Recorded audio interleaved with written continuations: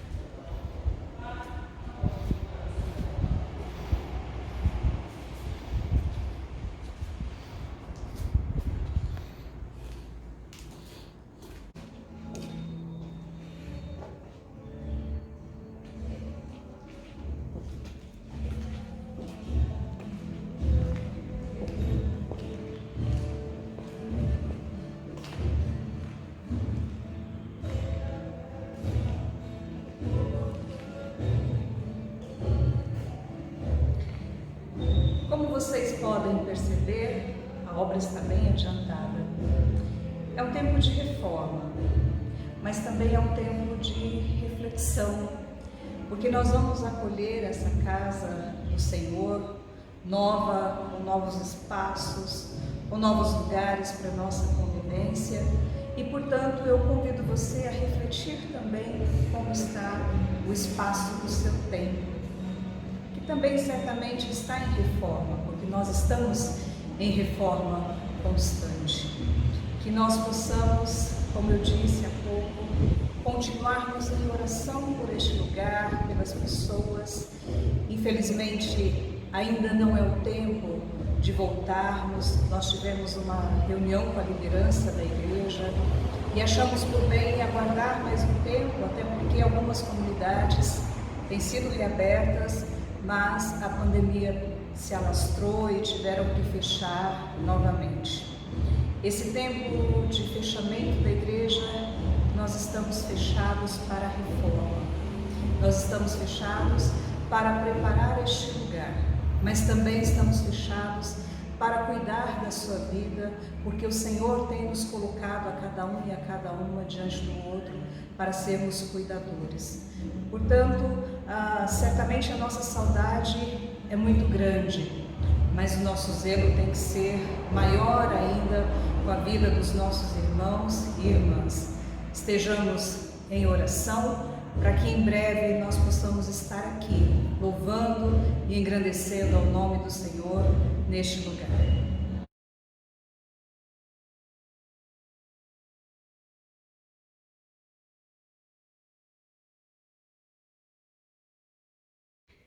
Bom, irmãos e irmãs, nós já demos uma volta no nosso templo, visualizamos um pouco a nossa reforma e eu confesso que é um motivo de muita emoção estar aqui neste púlpito depois de 7 meses e meio. Sim, 7 meses e meio que nós não nos encontramos nesse espaço, encontramos no espaço virtual, que também temos sido abençoados e abençoadas, mas já por um tempo de 7 meses e meio nós não temos a oportunidade de nos reunirmos na casa do Senhor. Por isso nós resolvemos hoje vir aqui a este lugar para a gente matar um pouco a saudade, verificar um pouco a reforma, mostrar para vocês, para que também vocês se sintam próximos deste lugar que é a sua casa. E como eu disse há pouco, nós estamos num tempo de reforma, não somente da igreja, mas também a reforma protestante. E nós aproveitamos esse período também para falar um pouco sobre esse tema com a igreja hoje. Por isso eu convido você a abrir a sua Bíblia em 2 Reis 23, dos versos de 4 a 14. 2 Reis 23, dos versos 4 a 14. Diz assim a palavra do Senhor. Então o rei ordenou ao sumo sacerdote Ilquias e aos sacerdotes da segunda ordem e aos guardas da porta que tirassem do templo do Senhor todos os utensílios que se tinham feito para Baal e para o poste ídolo e para todo o exército dos céus, e os queimou fora de Jerusalém, nos campos de Cedron, e levou as cinzas deles para Betel. Também destituiu os sacerdotes que os reis de Judá estabeleceram para incensarem sobre os altos nas cidades de Judá e ao redor de Jerusalém, como também os que incensavam a Baal, ao sol e à lua e aos mais planetas e a todo o exército do céu.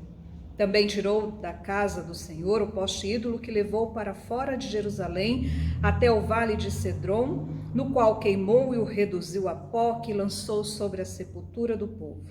Também derribou a casa da prostituição cultual que estava na casa do Senhor, onde as mulheres teciam tendas para o poste ídolo.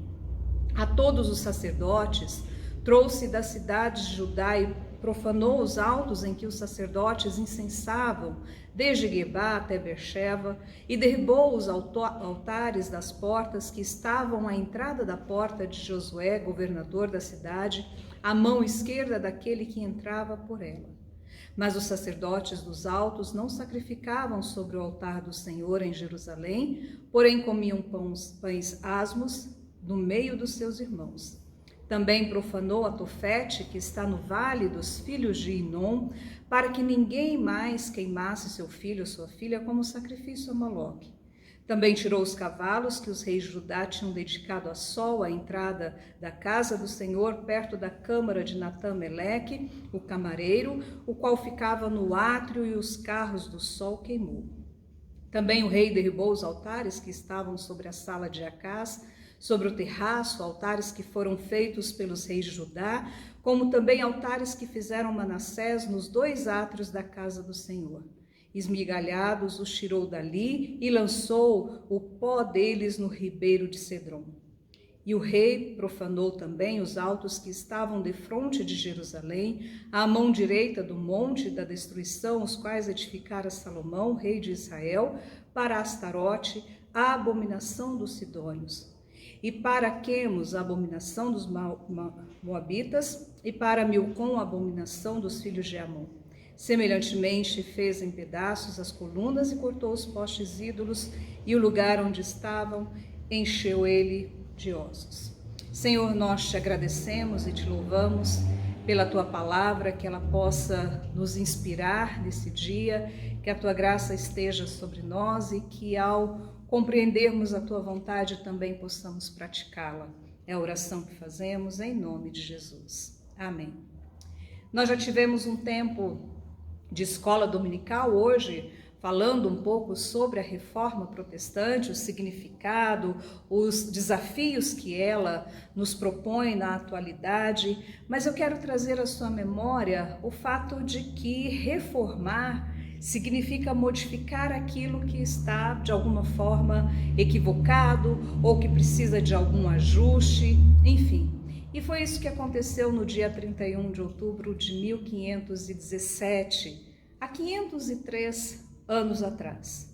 Martinho Lutero desejava então ver uma igreja diferente, pessoas diferentes, um culto diferente, porque aquele que estava sendo feito, certamente ele percebeu que não estava agradando ao Senhor.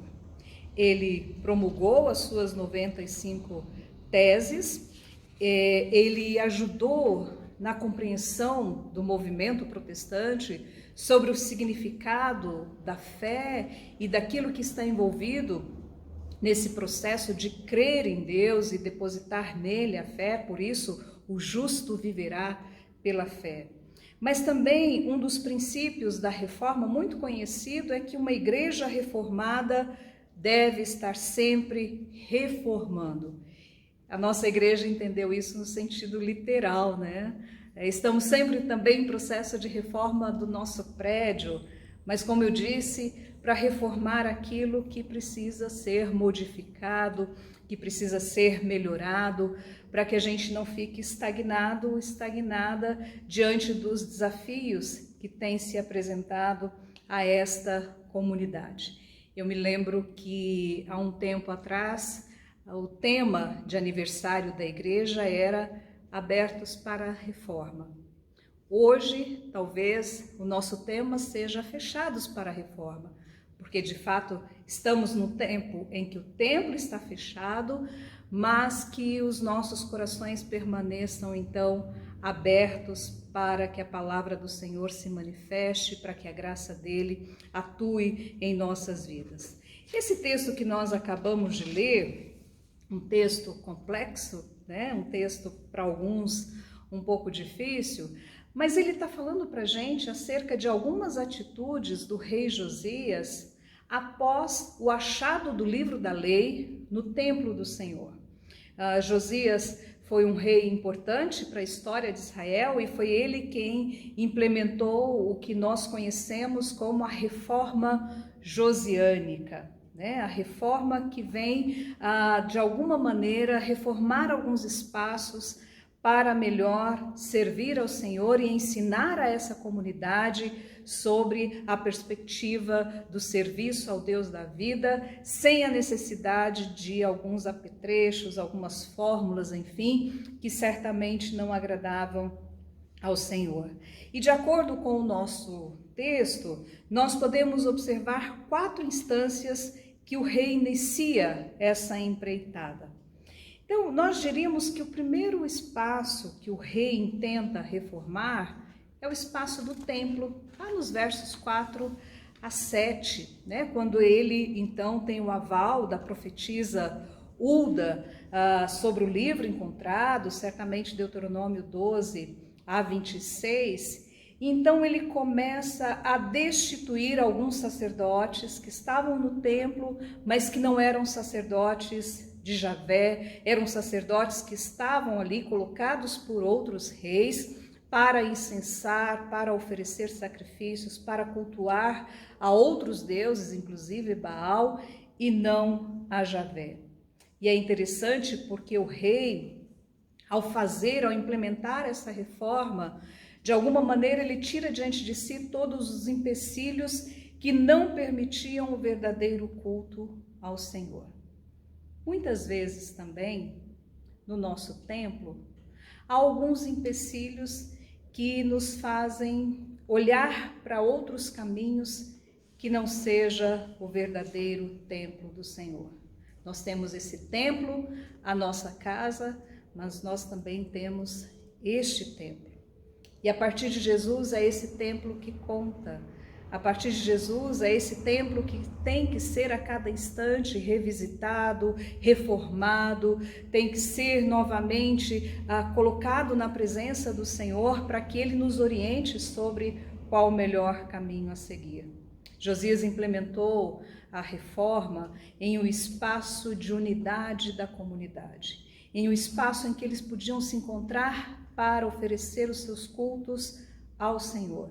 E, portanto, era um lugar importante, era um lugar onde eles sentiam e encontravam a presença de Deus. Hoje nós encontramos a presença de Deus na vida dos irmãos e das irmãs que estão ao nosso lado, porque nós somos templo do Senhor.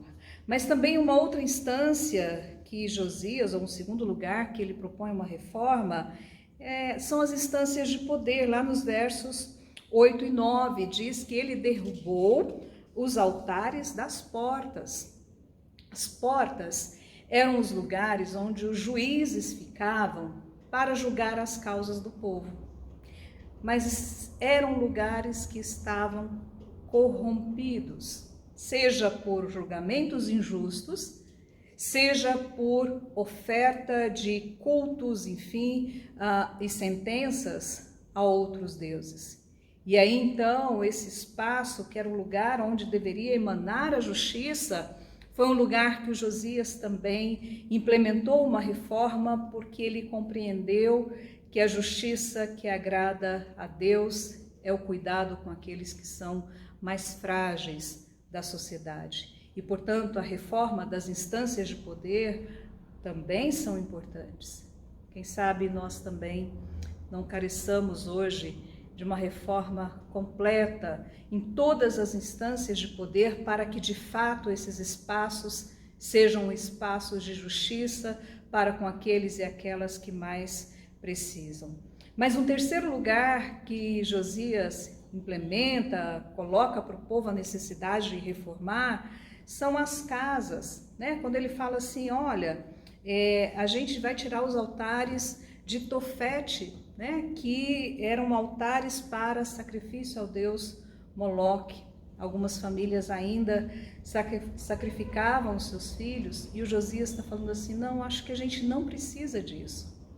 E ao propor essa reforma nas casas, de alguma forma ele também propõe a reforma no meio das famílias, uma reforma sobre como pensar a sua relação em família, com a fé, Deus presente na família, quem é o Deus que está presente na família. Ele chama a comunidade a refletir sobre isso. Quem é o Deus que está presente na nossa família? Quais são os altares que muitas vezes têm nos desviado da possibilidade de formarmos uma família unida, harmoniosa, uma família que demonstre o amor e a graça de Deus no seu cotidiano?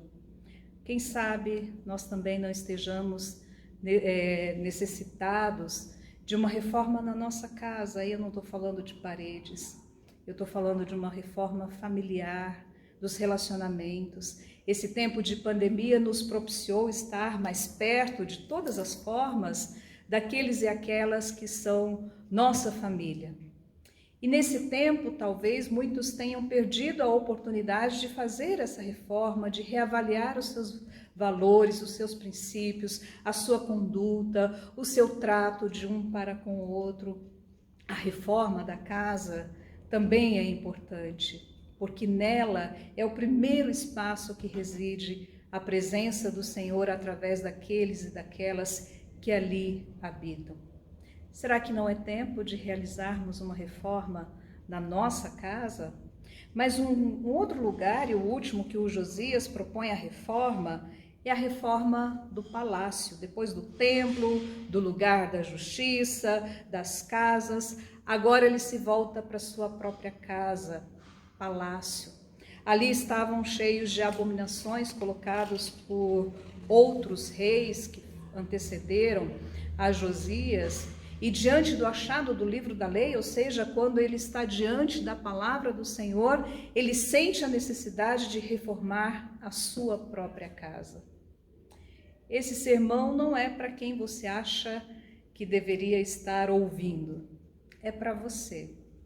Quem sabe não seja o momento de olharmos para o nosso palácio interno, interior, olhar para as nossas vidas e verificarmos se de fato temos feito, realizado um culto com a nossa vida que agrada ao Senhor. Será que estamos fazendo a vontade de Deus nos princípios mais tenros da nossa história? Será que temos agradado ao Senhor? Logo, a reforma implementada no palácio é o Josias voltando para si mesmo. Quem sabe esse não é o tempo de voltarmos para nós mesmos, olhar a nossa vida, reavaliar e, quem sabe, reformar aquilo que é necessário. Irmãos e irmãs, a palavra do Senhor nos convida a olharmos para a nossa vida, reavaliarmos aquilo que acontece no nosso entorno. Estamos no ano de eleição, há necessidade de reforma em instâncias de poder, portanto, precisamos também refletir sobre isso. Precisamos refletir sobre como temos vivenciado esse tempo de pandemia, 7 meses e meio, com tudo modificado, coisas tiradas do lugar. Quem sabe esse movimento também não seja um movimento para iniciar uma reforma na nossa vida, nos nossos corações? Será que a nossa vida, casa do Senhor, aqui na igreja, na comunidade onde nós estamos, está contento? Será que no nosso lugar de trabalho e não local de trabalho, será que no desenvolvimento do nosso trabalho, em várias instâncias, será que nós também não precisamos de uma reforma? Será que nós não precisamos dar valor àquilo que realmente tem valor na nossa vida? Será que na nossa casa, o modo como lidamos com a gente, com aqueles e aquelas que estão à nossa volta, a família como um todo, será que nós não precisamos modificar em alguns aspectos o nosso modo de agir, a nossa forma de ver o outro, ver a Deus na vida do outro, ser um pouco mais misericordioso, misericordiosa com aquele e aquela que erra, tanto na reforma de Josias quanto na reforma protestante? Um dos fatores que impulsionou esses dois eventos foi o texto sagrado. E quem sabe também não seja o tempo de olharmos para as nossas vidas, olharmos para aquilo que está no nosso entorno e, através do espelho da palavra do Senhor, implementarmos uma reforma. Sempre é tempo, sempre é lugar, sempre é espaço. Portanto, o tempo que se chama hoje, o momento que nós refletimos sobre a reforma protestante, também pode ser um tempo de avaliarmos as nossas atitudes e verificarmos aquilo que precisa ser reformado. Hoje nós celebramos a ceia do Senhor. Hoje nós celebramos esse momento comunitário da vida cristã. Que nós possamos, num compromisso de fé, num compromisso de amor para com Deus, para com as pessoas que estão à nossa volta, avaliarmos, refletirmos, tomarmos a ceia e implementarmos novas atitudes no nosso dia a dia. Que o Deus da graça nos ajude. Espero que vocês tenham matado um pouco a saudade da nossa casa, do nosso templo. Espero que você também se sinta cada vez mais parte desse lugar, de todas as formas possíveis, para que juntos e juntas possamos levar a bom termo a obra que o Senhor tem colocado em nossas mãos. Oremos. Senhor, nosso Deus e nosso Pai, graças te damos pela Tua palavra. Por ela, Senhor, o rei Josias implementou uma reforma, por ela, Martinho Lutero implementou uma reforma, também por ela nós desejamos implementar uma reforma em nossas vidas. Que neste momento, ao celebrarmos a ceia do Senhor, que possamos refletir sobre tudo o que ouvimos por meio da Tua palavra e desejarmos ardentemente sermos transformados pelo Senhor e pela Tua palavra. Muito obrigada, Senhor, pela vida de cada irmão e cada irmã. É a oração que fazemos, agradecidos e agradecidas, em nome de Jesus. Amém e amém.